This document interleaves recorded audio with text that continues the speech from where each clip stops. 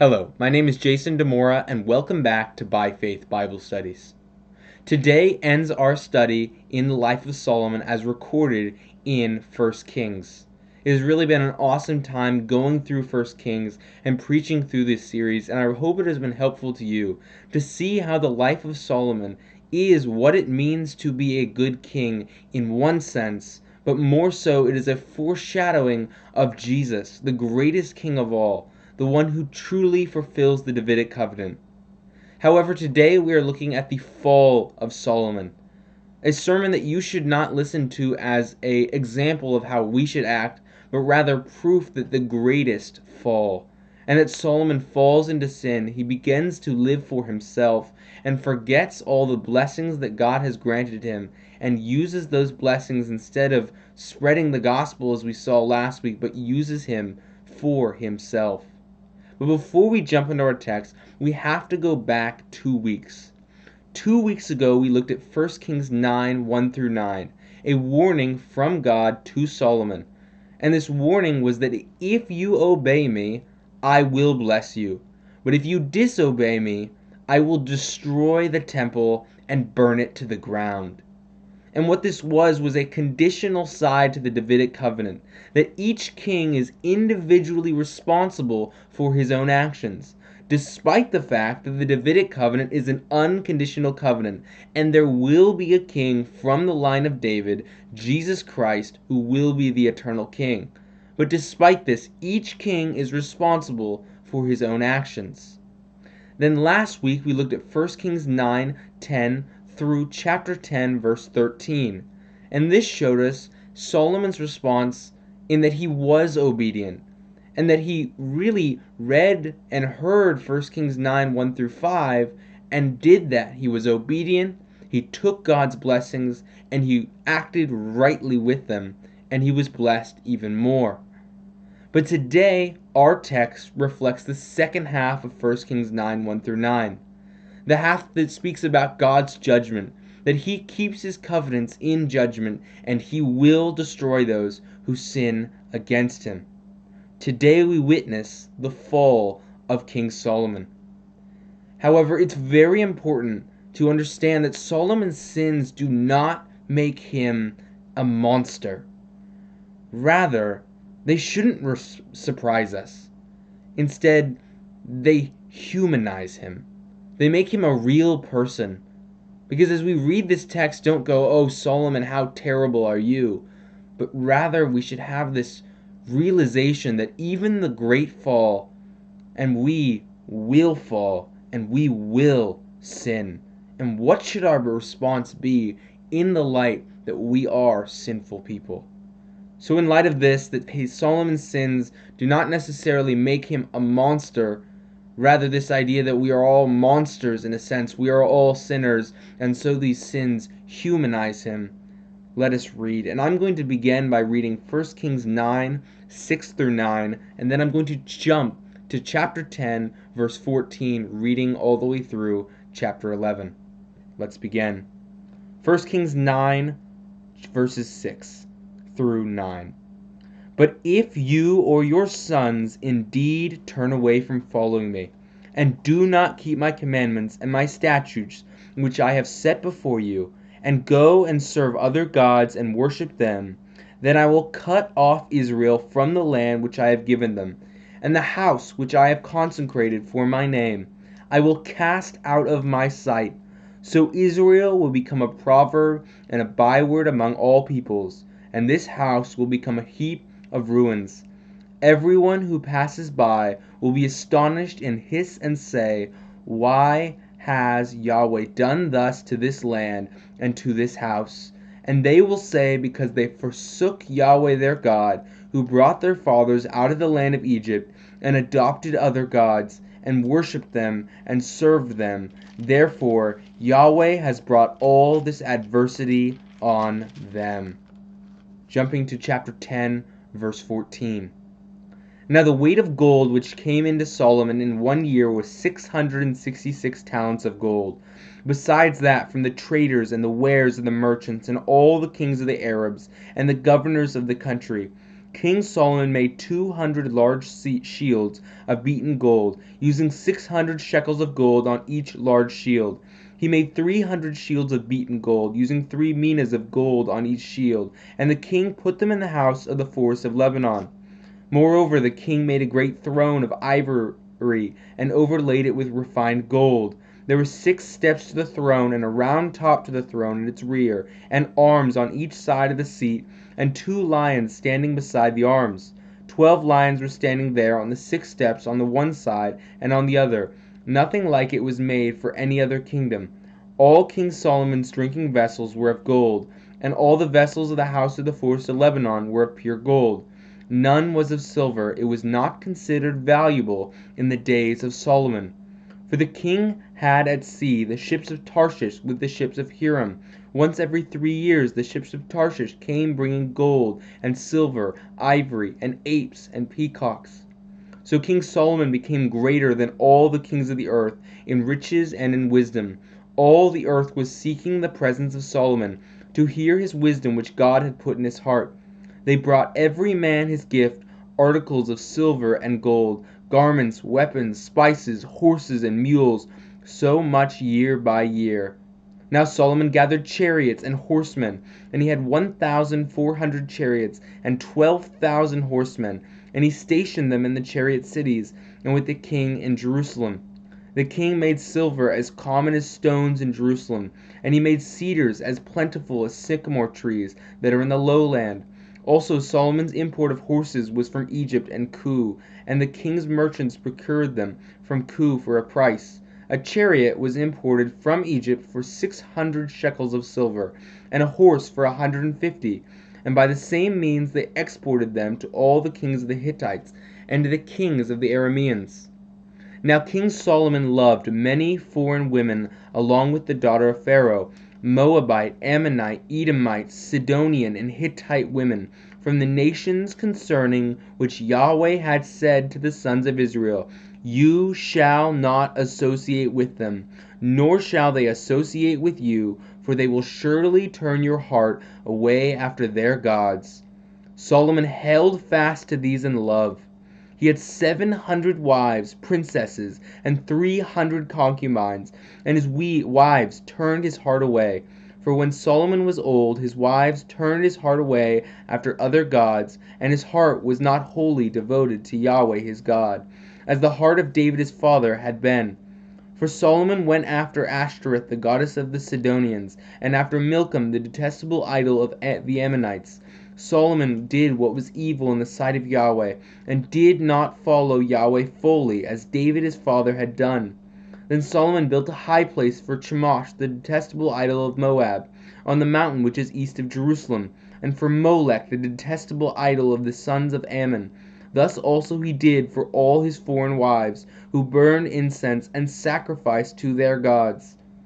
Now Yahweh was angry with Solomon because his heart was turned away from Yahweh, the God of Israel, who had appeared to him twice, and had commanded him concerning this thing, that he should not go after other gods, but he did not observe what Yahweh had commanded him. So Yahweh said to Solomon, because you have done this,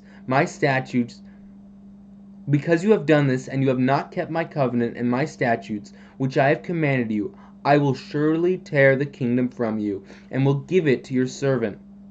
Nevertheless, I will not do it in your days, for the sake of your father David, but I will tear it out of the hand of your son.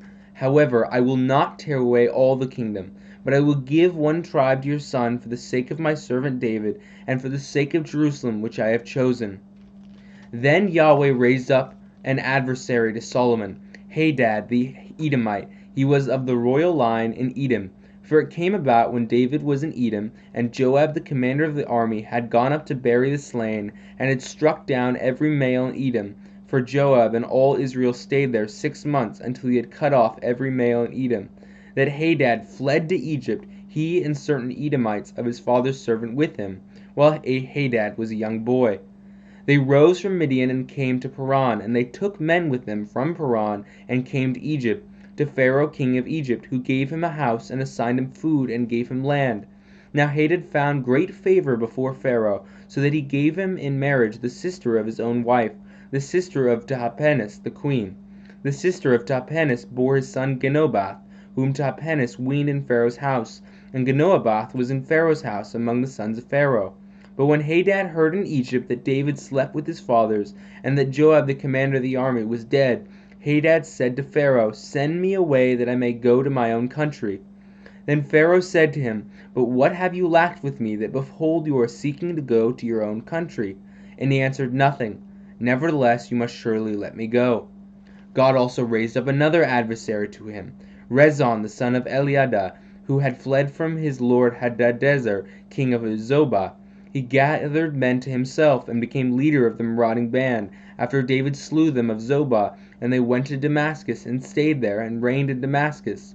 So he was an adversary to Israel all the days of Solomon, along with the evil that Hadad did, and he abhorred Israel, and reigned over Haram. Then Jeroboam the son of Nebat, an Ephraimite of Zeredah, Solomon's servant, whose mother's name was Zeruiah, a widow, also rebelled against the king. Now this was the reason why he had rebelled against the king. Solomon built a millow, and closed up the breach of the city of his father David. Now the man Jeroboam was a valiant warrior, and when Solomon saw that the young man was industrious, he appointed him over all the forced labor of the house of Joseph. It came about at that time, when Jeroboam went out of Jerusalem, that the prophet Ahijah the Shilonite found him on the road. Now Ahijah had clothed himself with a new cloak, and both of them were alone in the field. Then Ahijah took hold of the new cloak which was on him, and tore it into 12 pieces. He said to Jeroboam, "Take for yourself 10 pieces, for thus says Yahweh, the God of Israel, Behold, I will tear the kingdom out of the hand of Solomon, and give you 10 tribes. But he will have 1 tribe for the sake of my servant David, and for the sake of Jerusalem, the city which I have chosen from all the tribes of Israel. Because they have forsaken me, and have worshipped Ashtoreth, the goddess of the Sidonians, Chemosh, the god of Moab, and Milcom, the god of the sons of Ammon, and they have not walked in my ways, doing what is right in my sight, and observing my statutes and my ordinances, as his father David did. Nevertheless, I will not take the whole kingdom out of his hand, but I will make him ruler all the days of his life, for the sake of my servant David, whom I chose, who observed my commandments and my statutes. But I will take the kingdom from his son's hand, and give it to you, even 10 tribes. But to his son I will give 1 tribe, that my servant David may have a lamp always before me in Jerusalem, the city where I have chosen for myself to put my name. I will take you, and you shall reign over whatever you desire, and you shall be king over Israel. Then it will be that if you listen to all that I command you, and walk in my ways, and do what is right in my sight, by observing my statutes and my commandments, as my father David did, then I will be with you, and build you an enduring house, as I built for David, and I will give Israel to you. Thus I will afflict the descendants of David for this, but not always." Solomon sought therefore to put Jeroboam to death, but Jeroboam arose and fled to Egypt, to Shishak, king of Egypt, and he was in Egypt until the death of Solomon. Now the rest of the acts of Solomon, and whatever he did, and his wisdom, are they not written in the book of the acts of Solomon? Thus the time that Solomon reigned in Israel over all Israel was 40 years.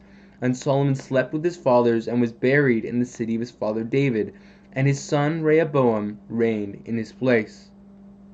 And that brings us to the end of Solomon. This was a large text that we looked at, but I think to really get into it will be a really awesome experience. But before we do that, let's pray.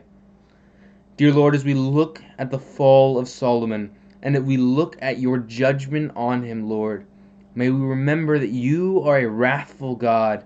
You are a God who keeps his covenants. But you are also a God of mercy, Lord, and towards us, unworthy sinners, you have sent your Son, Jesus Christ, to die on the cross, Lord, and that Jesus will return as the eternal King. May we remember this and glory in this, that you are a God of judgment, but also a God of mercy. Amen. As we look at this text, it is really split into 2 sections, and that is the spiritual fall of Solomon and the temporal fall of Solomon. How Solomon's heart turns black and turns away from God, and how his kingdom reflects that and falls apart. And we're going to look at it in these two sections, where the spiritual fall of Solomon goes from 1 Kings 10, 14, all the way through 1 Kings 11, verse 8. And then from there, we see the destruction of Solomon's kingdom. So let us look at this first section, the spiritual fall of Solomon. Before we get into this, we have to look at a cross-reference, and that is Deuteronomy 17, 16 through 20. Deuteronomy 17, 16 through 20 is a very clear command that God gives to kings before kings are even instituted into Israel. It reads in verse 16 of chapter 17, "Moreover, he shall not multiply horses for himself, nor shall he cause the people to return to Egypt to multiply horses, since Yahweh has said to you, you shall never again return that way. He shall not multiply wives for himself, or else his heart will turn away, nor shall he greatly increase silver and gold for himself. Now it shall come about, when he sits on the throne of his kingdom, he shall write for himself a copy of this law on a scroll, in the presence of the Levitical priests. It shall be with him, and he shall read it all the days of his life, that he may learn to fear Yahweh his God, by carefully observing all the words of this law and its statutes, that his heart may not be lifted up above his countrymen, and that he may not turn aside from the commandment, to the right or to the left, so that he and his sons may continue long in his kingdom in the midst of Israel." Solomon knew what he was supposed to do as a king. It was laid out in that verse, and we know from the first half of Solomon's life that he definitely had the law of God close at hand. He had the wisdom of God. He knew what he was supposed to do. But we will see here, he didn't do it. And here he falls into three main temptations, each of these temptations given in Deuteronomy 17. The first of them is the temptation of wealth. Deuteronomy 17 telling kings, do not have great wealth. And the first verse that I see here that really shows the extent of how this wealth is going to destroy Solomon is chapter 10, verse 14. Now the weight of gold which came into Solomon in 1 year was 666 talents of gold. Now immediately this makes me think about the mark of the beast, a mark that occurs in Revelation 666 on those who were the warriors of the beast, of Satan. I do not think that that is the point of this number. I don't think it's speaking about the mark of the beast. However, if we understand that 666 is a mark of imperfection, because 7 is the mark of perfection and 6 falls short. So 666, the reason it's used here is to show imperfection. This idea not that his gold was imperfect, but this idea that he would never have enough gold to bring himself into being a perfect king. He would never have enough riches. He would never have enough glory. And this gold that he speaks of in so much detail would never be enough. The second thing we see about the temptation of wealth is that his gold that is mentioned here over and over and over again, where else have we seen gold mentioned? In the building of the temple. Everything in the temple is overlaid with gold, but now here gold is used for self-exaltation instead of God's glorification. It says here that gold really lost its value. If gold is losing its value because it's enveloping Solomon's house, then it means that the holiness of the temple is losing its value as well, meaning that by doing this, Solomon is giving exaltation to himself and decreasing the prestige of the temple and decreasing the glory that goes to God. The reason so much detail is put into here, into his throne and the items that are here that are covered in gold, is to say Solomon was making himself filthy rich. And as we saw last week, these are blessings from God, but they're here used to an extent that is too far. 23 through 25 takes it a step further, that King Solomon then uses the wisdom that God gave him to increase his fame. Yes, the people were supposed to come around and see the temple and see Solomon's glory and see God through that. But it says here that his response, verse 25, is they brought every man his gift, articles of silver and gold, garments, weapons, spices, horses, and mules, so much year by year. He used his wisdom to make profit. This makes me think of Proverbs 1:7. The fear of Yahweh is the beginning of wisdom. Solomon is no longer fearing Yahweh. He no longer has a strong love that is defined by respect and fear. And this is decreasing his wisdom to a point that he uses his wisdom and his knowledge just to make himself more famous and richer. It is a misuse of God's blessing. But let me repeat, how often do we do the same? How often do we take God's blessing and use them to increase our own fame and use them to increase our own pleasure and happiness instead of understanding that blessings are for God and God alone? The temptation of wealth is a real temptation, be it literal wealth or fame or comfort or anything that is using God's blessings for the wrong reason. And this use will never make you happy. Rather, you will always be at 666, never reaching 7, never being perfect, never having enough, always looking for more and more gold, to a point where the gold and the riches that you have lose value and you never, ever are where you want to be, because the blessings are used for the wrong reason. Deuteronomy 17 says, "Do not have great gold," and Solomon had great gold. The next is the temptation of war. The temptation of war.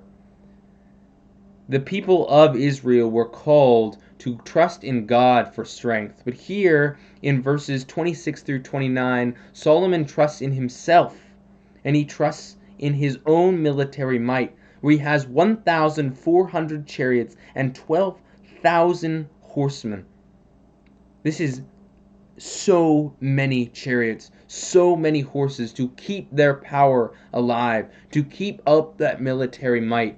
But as you remember, Solomon's kingdom lives in peace, so he doesn't need that military might. Rather, that military might shifts to political might, which leads him, in this political might, to be influenced by the surrounding nations, the pagan nations. It says here that he traded these horses with the surrounding nations. Which surrounding nations? Also, Solomon import of horses was from Egypt. Remember Deuteronomy 17, which says, "You shall not take horses from Egypt." God understood that Egypt would be a place of horses, and Solomon understood that as well, but ignored that, instead took those horses and traded with them.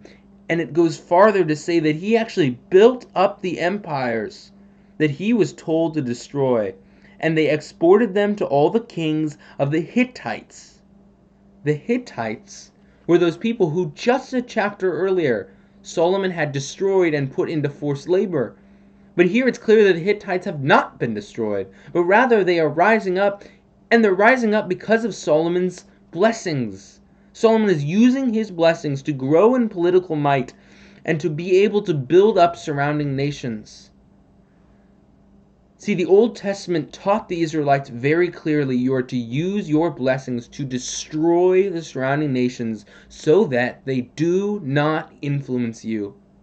But Solomon does the exact opposite, rests on his own strength, builds up his own political might, so that he is able to have power over the surrounding nations, so that he may allow them to stay in power, so that he can use them and take more blessings from him, more blessings than God allowed, and increase his fame, increase his power, and defy God.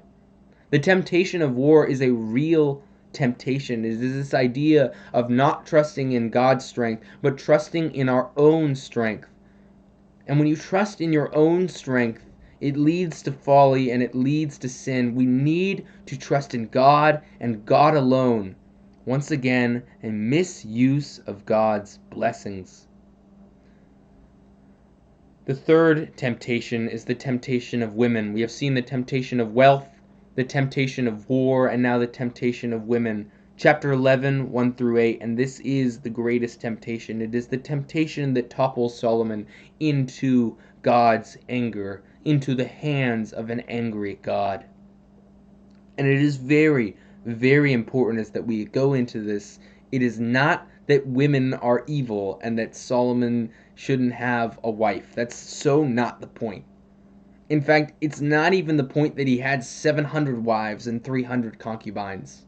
Yes, in a sense, we can see it that it's a warning that to the man, women can be dangerous, but I do not believe that that is the main point at all. I don't. Rather, it is this idea that they are foreign women. And it is foreign love that Solomon is investing his life in. This could be foreign love for women. It could be foreign love for anything. Foreign being love for things that are against God's will, against his commandments. It takes us all the way back to Genesis, where God gave so many blessings to Adam and Eve, yet Eve wanted the apple of the forbidden tree. She wanted just something else. Solomon has so many blessings, yet he wants foreign things. He wants the things of the people God said no, and he wants them, and he loves them, and he allows them to influence him. Deuteronomy 7, 1 through 8 is the text we have to turn to as we look into this. And it's a very interesting passage because it is referenced here, but in an interesting way. Let's read Deuteronomy 11, 1 through 8, and I'll be able to explain what I mean. Deuteronomy 7, 1 through 8. My apologies. Deuteronomy 7, 1 through 8. It reads, "When Yahweh your God brings you into the land where you are entering to possess it, and clears away many nations before you, the Hittites and the Girgashites and the Amorites and the Canaanites and the Perizzites and the Hivites and the Jebusites, 7 nations greater and stronger than you, and some nations that Solomon is now fueling with power. And when Yahweh your God delivers them before you, and you defeat them, then you shall utterly destroy them. You shall make no covenant with them, and show no favor to them. Furthermore, you shall not intermarry with them. You shall not give your daughters to their sons, now shall you take their daughters for your sons, for they will turn your sons away from them, following me to serve other gods. Then the anger of Yahweh will be kindled against you, and he will quickly destroy you. But thus you shall do to them. You shall tear down their altars, and smash their sacred pillars, and hew down their Asherim, and burn their graven images with fire. For you are a holy people to Yahweh your God. Yahweh your God has chosen to be a people for his own possession out of all the people who are on the face of the earth." Why did he do this? Why did God give this command? Why did he kill the surrounding nations?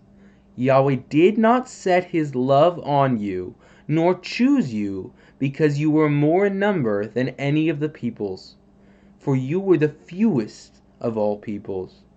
But because Yahweh loved you, and kept the oath which he swore to your forefathers, Yahweh brought you out by a mighty hand, and redeemed you from the house of slavery, from the hand of Pharaoh, king of Egypt.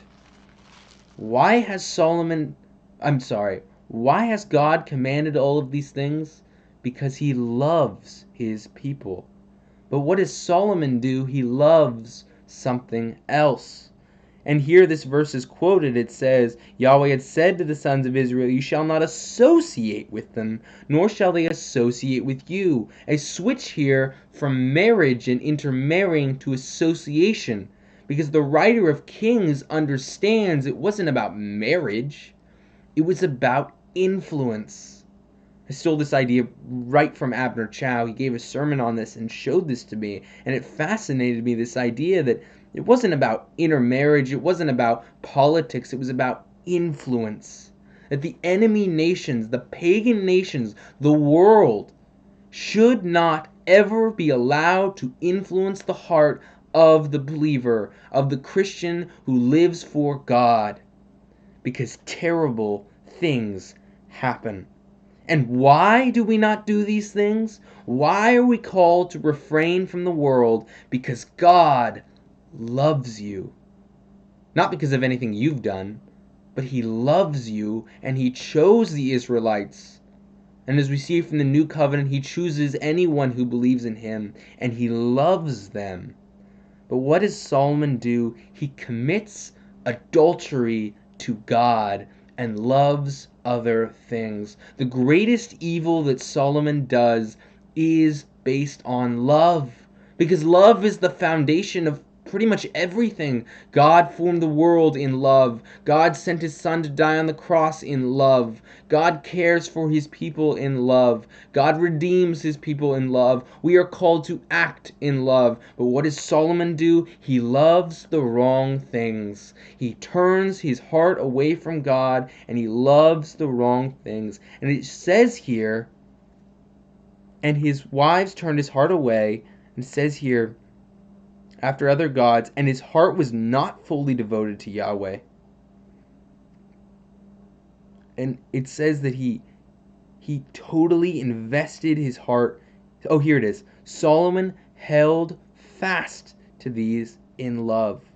It is the snowball effect of more and more evil, leading to where Solomon does evil, but he doesn't even care, and he loves more and more and more, and he loves the wrong things, and he turns his heart from God more and more and more, and when it gets wrong, and when he probably knew it was wrong, he held fast to these in love.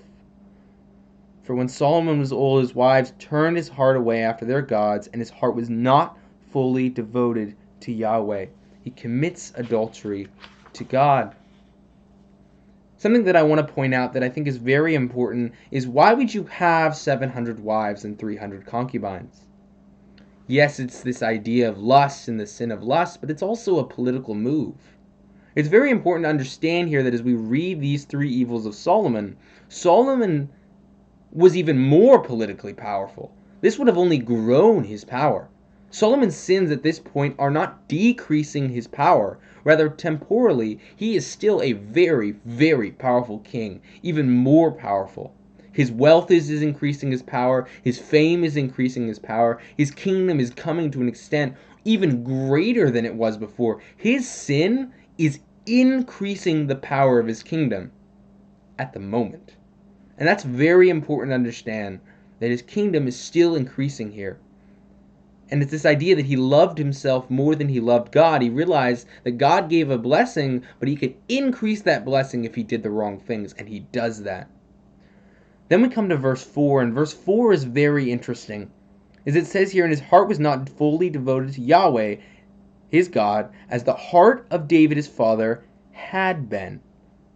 Now this causes me to struggle a minute, because if we think of the story of Bathsheba as recorded in 2 Samuel 12, David commits an atrocious piece of sexual sin.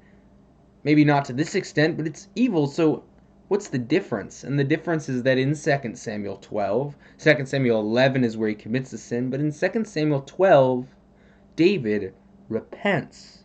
Solomon, at this point, does not. He held fast to these in love, and he continues in his evil. For it goes on. For Solomon went after Ashtoreth, the goddess of the Sidonians. And he goes after Ashtoreth, and then he goes after Milcom and Chemosh and Molech. And each of these gods caused Solomon to become foreign to God more and more and more. Ashtoreth being a god of fertility, a sign of sexual immorality. And what's interesting is that the root word is changed here so that it's shame. This idea that Solomon is living a life of shame. Then he turns and worships Milcom. And this god is called the one who rules. This idea that Milcom gave Solomon his kingdom. What ridicule of God is that? He forgets that God is the one who gave him his blessing. God is the one who rose him up, but he turns to Milcom instead. And then he turns to Chemosh and Molech, gods that require child sacrifice.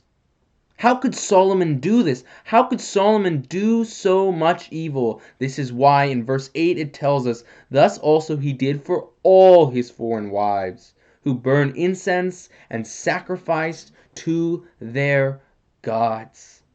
This evil that Solomon started here would last till the end of Israel when the Babylonian invasion happens. He starts evil here that destroys Israel for the next 350 years. It is an atrocious evil, and why does he do it?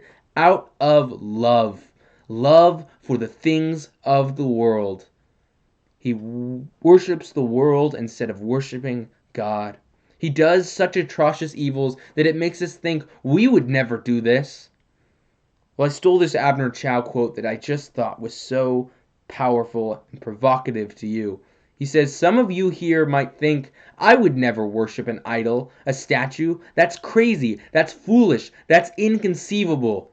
You think you're wiser than Solomon? He did it. Take heed lest you fall. Solomon, the wisest man to ever live, and I'm not saying knowledge. I'm not using the word knowledge because it's very, very clear it is wisdom he has. Wisdom from God.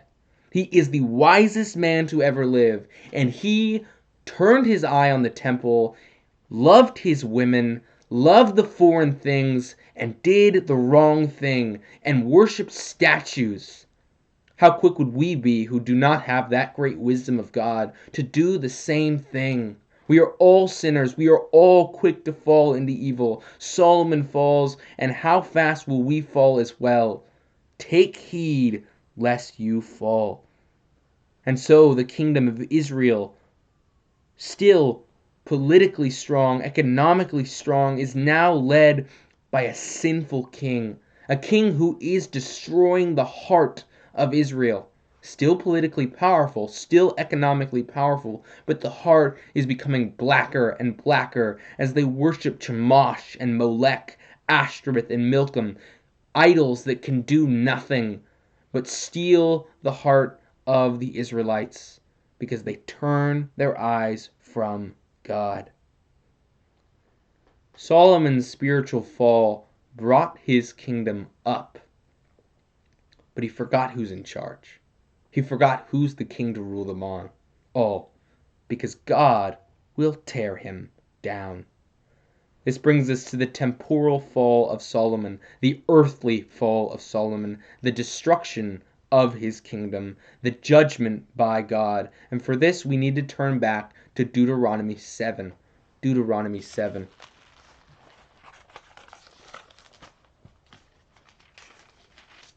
Following what I read, it reads this: Know therefore that Yahweh your God, He is God, the faithful God, who keeps his covenant and his loving kindness to 1,000th generation with those who love him and keep his commandments, but repays those who hate him to their faces to destroy them. He will not delay with him who hates him. He will repay him to his face. Therefore, you shall keep the commandment and the statutes and the judgments which I am commanding you today to do them. God keeps his commandments. He keeps his covenants. And the hard truth of that is that he will destroy those who turn away from him. God keeps his commandments first in judgment. This is what we're going to look at first. This is in chapter 11, verses 9 through 11, and then executed in verses 14 through 40. God is in control. God is in control. He brought Solomon's kingdom up, and he will tear Solomon's kingdom down when he deems fit. Let us read 9 through 11 again because it's so important. Now Yahweh was angry with Solomon. Yahweh is a God slow to anger, but here he is angry, and that is a dangerous sign. Now Yahweh was angry with Solomon because his heart was turned away from Yahweh, the God of Israel, who had appeared to him twice. First all the way back in 1 Kings 2 to 3, and then back to 1 Kings 9, both times telling him the Davidic covenant, telling him to keep God's command, and had commanded him concerning this thing, that he should not go after other gods, but he did not observe what Yahweh had commanded. So Yahweh said to Solomon, because you have done this, and you have not kept my covenant and my statutes, which I have commanded you, I will surely tear the kingdom from you, and I will give it to your servant. And then in verses 14 through 40, we see this executed. 3 adversaries of judgment brought up, and these 3 adversaries of judgment prepared to destroy the kingdom. Verses 14 through 22 is Hadad. And the verse that I really want to focus on is verse 14. Then Yahweh raised up an adversary to Solomon. Solomon is being attacked by this adversary, and who rose up this adversary? That would be Yahweh. Not Hadad. Yahweh did. Yahweh brought him up. Yahweh controlled his life. Yahweh prepared Hadad so that he could attack the Israelites and be a plague in their side. And what's so fascinating about Yahweh is, where does Hadad take asylum in? Egypt. Egypt, the place that Solomon thought he had political power with. The place that he married Pharaoh's daughter so that he could have an alliance. This is where Hadad is hiding. This is where Hadad is preparing to come out and attack Solomon. And he does this, and Hadad is prepared as the first adversary, not by Hadad, not by Pharaoh, but by Yahweh, prepared to enact judgment. The second adversary of judgment is Rezon, and what does it say in verse 23? God also raised up another adversary.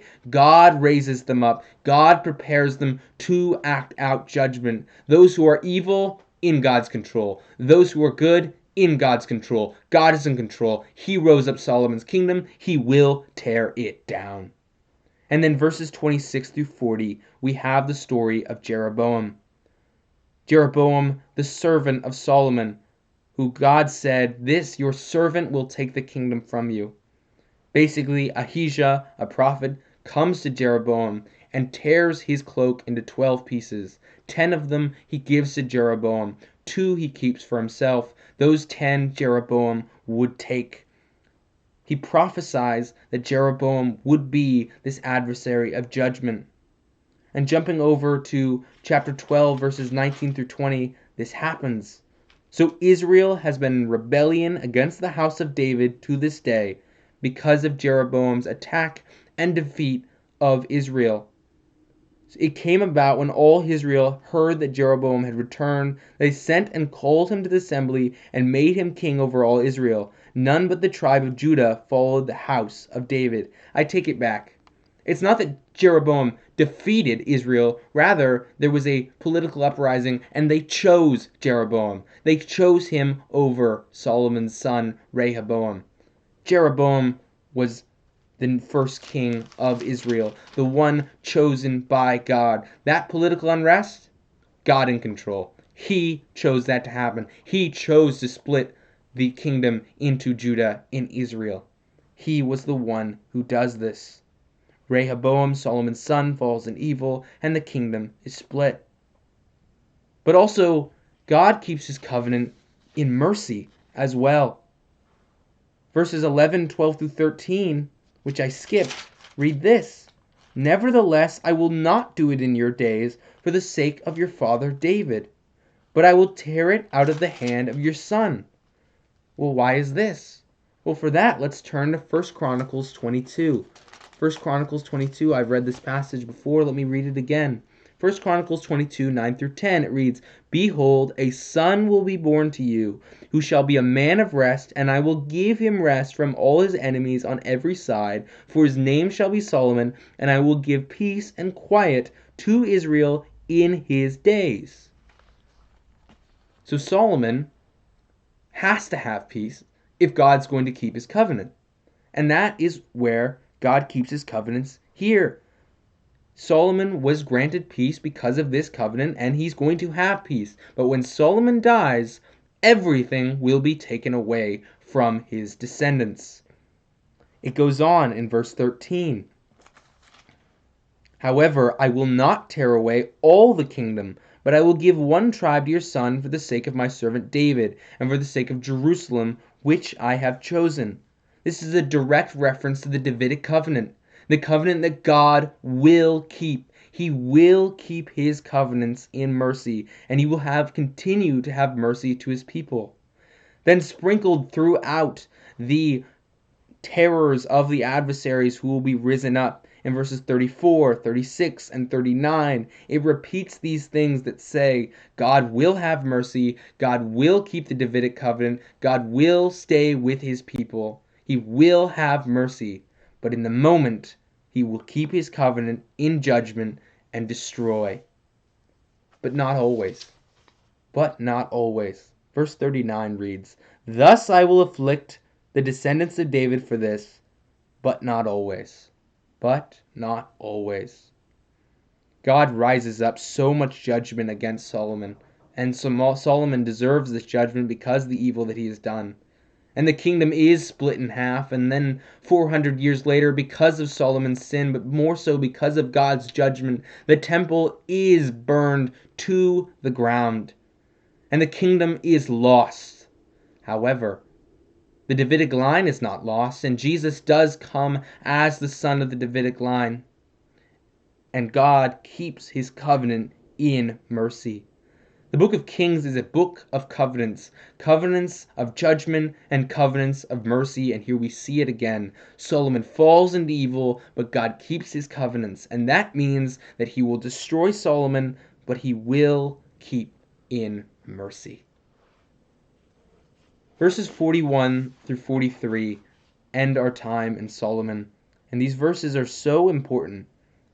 Now the rest of the acts of Solomon, and whatever he did, and his wisdom, are they not written in the book of the Acts of Solomon? This causes us to ask, how much do we actually know about Solomon? How much do we actually know? And I addressed this when we first started Kings, but the truth is that we don't know much. All we have is Kings and Chronicles and a couple of his books. We have Proverbs, Song of Solomon, and Ecclesiastes. Everything else is in this book of the Acts of Solomon, a book that has been lost. And the truth is that Solomon, in a sense, is forgotten. All of his riches are gone. All of his horses are dead. All of his fame is gone. All of his women are gone. No matter how rich, how glorious, how religious. And I think that is the most fundamental one that's so terrifying, is that Solomon built the temple, and I do believe, as we see from his prayer and some of the other actions that he does, that he was a believer in Yahweh. No matter how rich, how glorious, how religious, you will sin, you will die, and you will stand before the judgment seat of God with nothing to show for your worldly possessions. This is the story of Solomon. The wisest man to ever live is forgotten. We know so little about Solomon. All we know is he did some amazing things for the glory of God, and then, despite all of his wisdom, he fell short and devoted himself and to his wealth and to his military might, his political might, his fame, and to his foreign affairs and his foreign women, loving the things that were not of God. That's all we know about Solomon. It's a tragedy.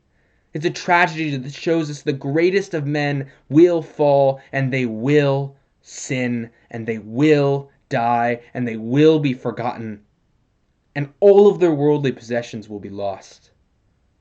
What does this lead us to do? We look at the story of Solomon. We see such a great king, really an exemplar of what it means to be just a good person, fall into such great sin that we almost see him as a monster. This is our response. It is that as we have studied kings, we have learned of another king, and that is Jesus Christ. So what I want to do here at the end of our study in Solomon is to go back to Revelations. And what I want to do is I want to look back at the principles of a king that we have looked at in our study of Solomon. And instead of order that we looked at them, I'm going to look at them in the order of how they are in Revelations.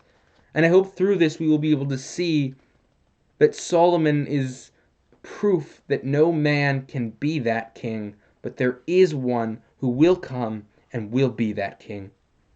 When we looked at the cherubim in the temple and what they represented, I read this verse, Revelations 4, 6 through 8.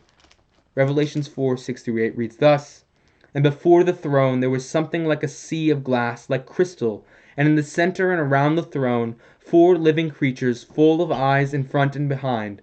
The first creature was like a lion, and the second creature like a calf, and the third creature had a face like that of a man, and the fourth creature was like a flying eagle. And the 4 living creatures, each one of them having 6 wings, are full of eyes around and within, and day and night they do not cease to say, Holy, holy, holy is the Lord God the Almighty, who was and who is to come. Our God is a holy God." This is more speaking about God the Father, but as it is triune, it is also God the Son. He is a holy king. When we looked at the covenants all the way back to 2 Samuel and 1 Kings 1, we looked at the covenants and we saw who would fulfill those covenants. That would be Jesus. 1 Kings 5, 1 through 5 reads, "I saw in the right hand of him who sat on the throne a book written inside and on the back, sealed up with 7 seals. Proof that it is a covenant because it is written on both sides." And it says, "And I saw a strong angel proclaiming with a loud voice, Who is worthy to open the book and to break its seals? And no one in heaven or on the earth or under the earth was able to open the book or look into it. Then I began to weep greatly because no one was found worthy to open the book or to look into it. No one could fulfill the covenants. And one of the elders said to me, Stop weeping. Behold, the Lion that is from the tribe of Judah, the Root of David, has overcome so as to open the book and its 7 seals." Jumping over to verse 11. "Then I looked and I heard the voice of many angels around the throne and the living creatures and the elders, and the number of them was myriads and thousands of thousands, saying with a loud voice, Worthy is the Lamb that was slain to receive power and riches and wisdom and might and honor and glory and blessing, more blessings than Solomon ever had. And every created thing which is in heaven and on the earth and under the earth and on the sea and all things in them, I heard saying, To him who sits on the throne and to the Lamb be blessing and honor and glory and dominion forever and ever." He is a worthy king. Jesus Christ is a worthy king. When we looked at the Gentile inclusion in 1 Kings 5 and how in the future the Gentiles will be included, we saw this. Turning over to Revelations 15, 3 through 4. "And they sang the song of Moses, the bondservant of God, and the song of the Lamb, saying, Great and marvelous are your works, O Lord God the Almighty. Righteous and true are your ways, King of the nations. Who will not fear, O Lord, and glorify your name? For you alone are holy. For all the nations will come and worship before you, for your righteous acts have been revealed." This is the King of the nations, all of the nations. He is a holy king. He is a worthy king. He is the King of the nations. When we looked at 1 Kings 1, I turned to 19:11 through 16. Revelations 19:11 through 16. And we learned another attribute of Jesus. "And I saw heaven open, and behold, a white horse, and he who sat on it is called Faithful and True, and in righteousness he judges and wages war. His eyes are a flame of fire, and on his head are many diadems, and he has a name written on him, which no one knows except himself. He is clothed with a robe dipped in blood, and his name is called the Word of God. And the armies which are in heaven, clothed in fine linen, white and clean, were following him on white horses. From his mouth comes a sharp sword, so that with it he may strike down the nations, and he will rule them with a rod of iron, and he treads the winepress of the fierce wrath of God the Almighty. And on his robe and on his thigh he has a name written, King of Kings and Lord of Lords. He is a just king who will act in judgment, and he will judge those who do not believe in him.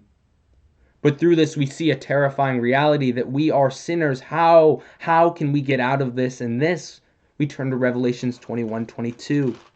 When we looked at the temple and the reason for the temple, that it is a mediator between the people, a sinful people and a holy God.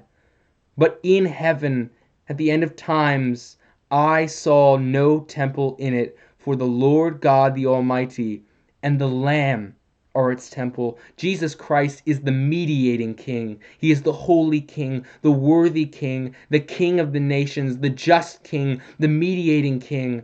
And there's one more I want to add that I think sums it all up and sums up our series in 1 Kings. And that is Revelations 22 at the very end of the book, verses 16 through 17. He is a welcoming king. I, Jesus, have sent my angel to testify you these things for the churches. I am the root and the descendant of David, the bright morning star. The Spirit and the bride say, Come, and let the one who hears say, Come, and let the one who is thirsty come. Let the one who wishes to take the water of life without cost. This is the one who founded, as we see in that he is the root of the Davidic covenant, and this is the one who will fulfill, as he is the descendant of the Davidic covenant. Before the beginning of time, he set up the Davidic covenant, and then he was the descendant of the Davidic covenant, thus fulfilling it. He is the one we ought to worship. And he is a holy king, a worthy king, the king of the nations, a just king, a mediating king, and he is a welcoming king. So hear his voice.